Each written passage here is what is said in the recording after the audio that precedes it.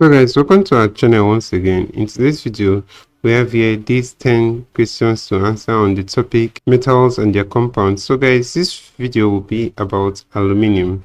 So ensure to stay till the end of this video. Also, if you feel you want to answer any question at any point here in this video, you can pause this video and try out to see if you can get the answer to the question. So let's start with the first question here. It says, aluminium hydroxide is used in the dyeing industry as A, salt, B, dye, C, dispersant, D, mordant. So guys, the answer to this question here will be option D, and that's mordant. Aluminium hydroxide is used as a mordant in dyeing. So usually in the dyeing industry, this compound will be precipitated out of a water solution onto the fibers to be dyed. So that's it for that question. Let's consider the next question. Question number 2. It says aluminium is usually used as electrical cable due to its A, malleability, B, good conductivity, C, high melting point, D, silver white appearance. So guys, the answer to this question is option B, and that's good conductivity. Aluminium is used as an electrical cable due to its good conductivity. So this conductivity actually refers to the ability of a material to transmit electricity. And guys, it's actually the major reason why aluminium is used as an electric cable. So let's look at the next question. Here we have a diagram, and we are asked to use the diagram to answer the question here that follows. So the question says the alternative raw material labeled M is A, steam, B, oxygen, C, carbon, D, natural gas. So guys, the answer to this question is option A, and that's steam. So let's look at the next question. Question number 4. It says when pure aluminium metal is heated to red hot in the presence of nitrogen gas, the compound formed is A, Al2N2, B, Al2N3, C, Al2N, and D, Aln. So guys, the answer to this question here once again will be Aln. Since both aluminium and nitrogen has a valency of 3, so both of them will combine in equal ratio, and that's like Al3N3. So it will just cancel out and you have Aln. So that's it for that question.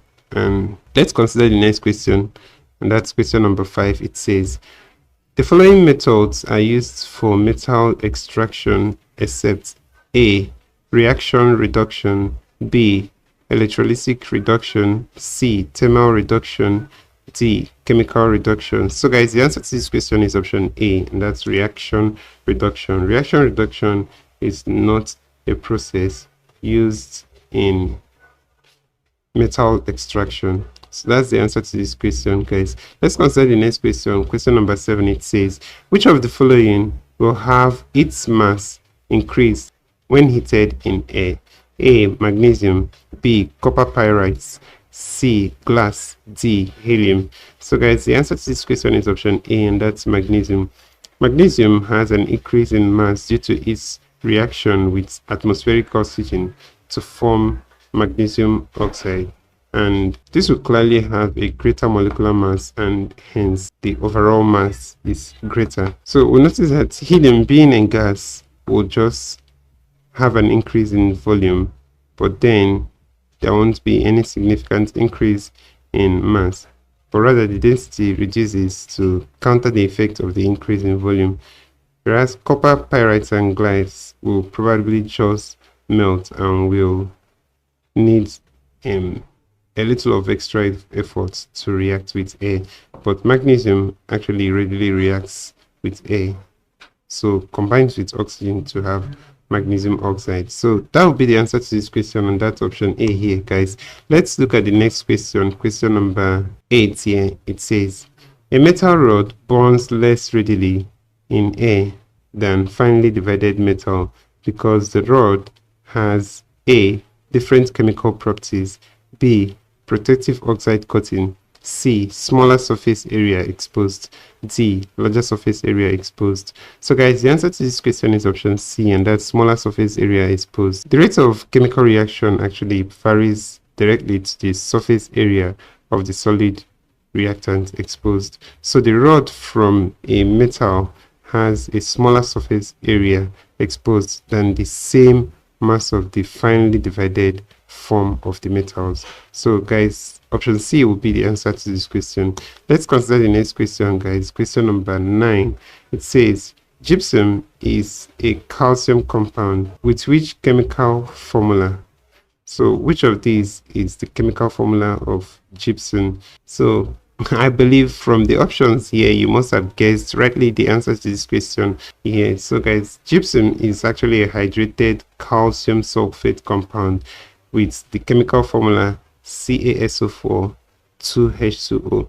It's actually used in the construction industry as a building material and for making plaster.